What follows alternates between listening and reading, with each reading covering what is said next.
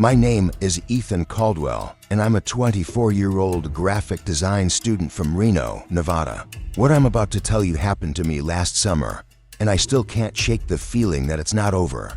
I'm sharing this because I need to know if anyone else has experienced something like this. If you've ever driven down Blackthorn Road near Fallon, Nevada, or if you've heard the stories about the hitchhiker, please leave a comment. I need to know I'm not alone. It was July 12, 2024, around 11 p.m. I was driving home from a late-night study session at the University of Nevada. My old Honda Civic rattled along Highway 50, the loneliest road in America, cutting through the desert like a scar. The sky was pitch black, no moon, just a scattering of stars that felt too far away to matter. I was tired, my eyes burning from staring at my laptop for hours, and the hum of the engine was lulling me into a daze. That's when I saw her. She was standing on the side of the road, just past the turnoff for Blackthorn Road, a narrow, unmarked stretch of asphalt that locals avoid after dark. She wore a white dress, almost glowing under my headlights, and her dark hair hung loose, swaying in the desert breeze. Her arm was outstretched, thumb up, like any hitchhiker. But something about her made my stomach twist. Maybe it was how still she stood, or how she didn't flinch as my car barreled toward her at 60 miles an hour. I slowed down, my hands gripping the wheel, debating whether to stop. I'm not the kind of guy who picks up strangers, but out here, in the middle of nowhere, leaving someone stranded felt wrong. I pulled over about 10 feet past her, my heart thudding in my chest. In the rearview mirror, I saw her walking toward the car, her steps slow and deliberate. The passenger door creaked open, and she slid in without a word. The air in the car turned cold, like someone had cranked the AC to Arctic levels. I glanced at her, trying not to stare. She was young, maybe my age, with pale skin and dark eyes that seemed to swallow the light. Her dress was old-fashioned, like something from the 1950s, with a high collar and lace trim. She smelled faintly of lavender, but there was something else underneath, something metallic, like old pennies. "Hey," I said, my voice shakier than I wanted. "Where you headed?" She didn't answer right away. Her head tilted slightly, like she was studying me. Then, in a voice so soft I almost missed it, she said, "Just up the road." Toward Fallon, I nodded, easing the car back onto the highway. The silence was suffocating. I tried to fill it, rambling about the heat, the stars, anything to keep my nerves in check. She didn't respond, just stared straight ahead, her hands folded neatly in her lap. I noticed her fingers were long and thin, almost skeletal, and her nails were chipped, like she'd been clawing at something. "You from around here?" I asked, glancing at her again. Her lips curled into a faint smile, but it didn't reach her eyes. "Used to be," she said, "a long time ago." That's when I felt it a prickle on the back of my neck, like someone was watching me from the back seat. I checked the rearview mirror, but it was empty, just darkness. My palms were sweating now, slipping on the wheel. I told myself I was overreacting, that I was just tired, but the air in the car was getting heavier, pressing against my chest. I cracked the window, hoping the desert air would clear my head, but it didn't help. The smell of lavender and metal was stronger now, almost choking.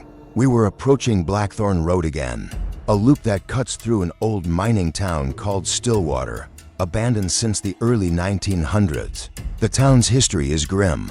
In 1897, a fire tore through the mine, killing 23 workers. The official report blamed a faulty lantern, but locals whispered about sabotage, a dispute between the mine owner and the workers that ended in bloodshed. Some said the owner locked the men inside to burn, covering it up as an accident. No one was ever charged, but the town never recovered. By the 1920s, Stillwater was a ghost town, its buildings left to rot under the Nevada sun. I don't know why I turned onto Blackthorn Road. I hadn't planned to. My hands just moved, steering the car onto the cracked asphalt before I could think. The hitchhiker didn't react, but I felt her eyes on me, boring into the side of my face. The road was narrow, flanked by sagebrush and crumbling stone walls, remnants of the old town. My headlights caught glimpses of rusted mining equipment, half buried in the sand, and the skeletal frames of collapsed houses. "You don't want to go this way," she said suddenly, her voice sharp, like a blade cutting through the silence. I froze, my foot hovering over the gas pedal. "Why not?" She didn't answer. Instead, she pointed to the side of the road, where a wooden signpost leaned crookedly. Its letters faded but still legible, Stillwater to 1 mile. My stomach dropped. I wanted to turn around, but the road was too narrow, and the darkness seemed to press him from all sides like it was alive. I kept driving, my heart pounding so hard I could hear it in my ears. That's when I heard the whisper. It wasn't her. It came from behind me, low and guttural, like someone muttering just out of reach. I whipped my head around, but the back seat was still empty. The hitchhiker was staring at me now, her eyes wide, almost pleading. "You shouldn't have come here," she said. "He doesn't like visitors." "Who?" I asked, my voice cracking. "Who's he?" She didn't answer. Instead, she reached out, her cold fingers brushing my arm.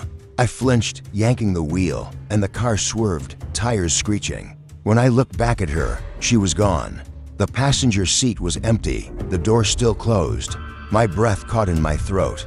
I slammed on the brakes, the car skidding to a stop in the middle of the road. My hands were shaking so badly I could barely hold the wheel.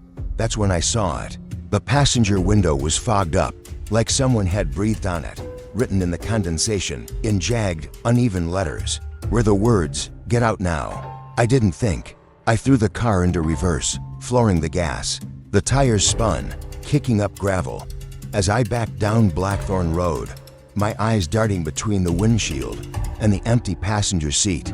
The whisper was louder now, a chorus of voices, overlapping, unintelligible, coming from everywhere and nowhere. I don't know how I made it back to Highway 50. My mind was a blur, my chest so tight I could barely breathe. When I finally pulled over, miles from Blackthorn Road, I sat there, gripping the wheel, trying to convince myself it was a hallucination. But the words on the window were real. I could still see the faint outline of them, even as the fog faded. I didn't sleep that night. I drove straight home, locked the doors, and sat on my couch with every light on. The next day, I started digging into Stillwater's history, hoping to make sense of what happened. I found old newspaper articles about the fire, grainy photos of the mine's charred entrance, and interviews with survivors who swore they heard screams from inside the locked tunnels. But what caught my attention was a lesser-known story, buried in a local historian's blog. In 1953, a young woman named Clara Hensley disappeared near Stillwater. She was 22, a school teacher from Fallon, last seen walking along Highway 50 after her car broke down. Her body was never found, but her purse was discovered on Blackthorn Road, near the old mine. The police called it a runaway case, but Clara's family insisted she'd been taken. Some locals believed she'd stumbled into something at Stillwater, something tied to the mine's dark past. There were rumors of a figure seen on Blackthorn Road, a man in a miner's helmet, his face burned beyond recognition, haunting the area since the fire. They called him the Foreman. I couldn't stop thinking about Clara, the hitchhiker's dress, her pale skin. The way she'd vanished it all fit. But what terrified me more was the warning on the window. "Get out now." Was it Clara, trying to protect me, or something else, something that didn't want me there? I needed answers. So I did something stupid.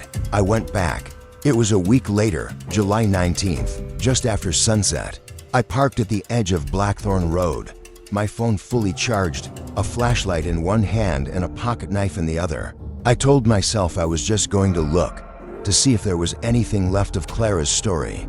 The air was warm, but my skin prickled with goosebumps as I stepped onto the road. The desert was silent, no crickets, no wind, just an oppressive stillness that made my footsteps sound too loud. I walked toward Stillwater, my flashlight beam cutting through the dusk.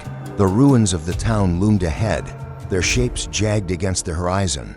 I passed the signpost, its letters now unreadable in the fading light. My heart was racing, but I kept going, drawn to the mine's entrance, a black maw on the hillside. The closer I got, the colder it felt, like the temperature was dropping with every step. That's when I heard it again, the whisper. It was clearer this time, a single word, "Ethan." My name. I froze, my flashlight shaking in my hand. No one knew I was here. I hadn't told anyone. I swung the beam around, but there was nothing, just shadows and sagebrush. Then I saw a flicker of movement near the mine's entrance. A figure, tall and hunched, wearing what looked like a miner's helmet. Its face was hidden, but I could feel its eyes on me, heavy and malevolent. I wanted to run, but my legs felt like lead.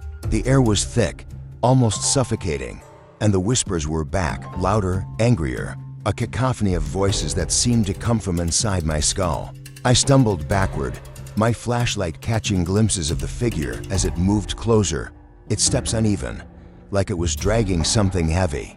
Then I saw the ground in front of the mine. It was covered in small objects, glinting in the light coins, keys, a broken watch, a woman's hairpin. Offerings, I realized, left by others who'd come here and felt the same presence. I don't know how I got back to my car. 1 second, I was staring at the mine, the figure closing in, and the next, I was sprinting down Blackthorn Road, my breath ragged, my flashlight bouncing wildly. When I reached my car, I locked the doors and peeled out, not stopping until I was back in Reno. The city's glow a lifeline. I haven't gone back since, but I can't shake what I found out later. In an old police report from the 1970s, I found a series of missing persons cases linked to Blackthorn Road. All young women, all last seen near Stillwater. The reports mentioned unusual activity at the mine lights, flickering, voices heard, objects appearing and disappearing. One officer noted finding a message scratched into a rock near the same mine's entrance. Mine. The twist came in a 1990s article about the mine's owner, Samuel Hargrove, the man rumored to have started the fire. Hargrove died in 1898, but not before confessing on his deathbed to a priest. He said he'd killed a woman in the mine years earlier, a worker's sister who'd threatened to expose his embezzlement. Her body was hidden in a sealed shaft, and he'd burned the mine to cover it up. The priest dismissed it as delirium, but locals believed it was true. They said Hargrove's spirit, the foreman, was still guarding the mine, claiming anyone who got too close. I think Clara was one of his victims, her spirit trapped on Blackthorn Road, trying to warn others. But the foreman, he's still there, angry and relentless. I don't know if he's what wrote those words on my window, or if it was Clara begging me to leave. All I know is that I'll never drive that road again. I still hear whispers sometimes, late at night, and I check my car windows every morning, terrified I'll see those words again. If you've been to Stillwater, or if you've encountered something like this, please comment below. I need to know what I saw was real, that I'm not losing my mind. And if you're ever on Highway 50, near Fallon, and you see a woman in a white dress hitchhiking, keep driving. Don't stop that, not ever.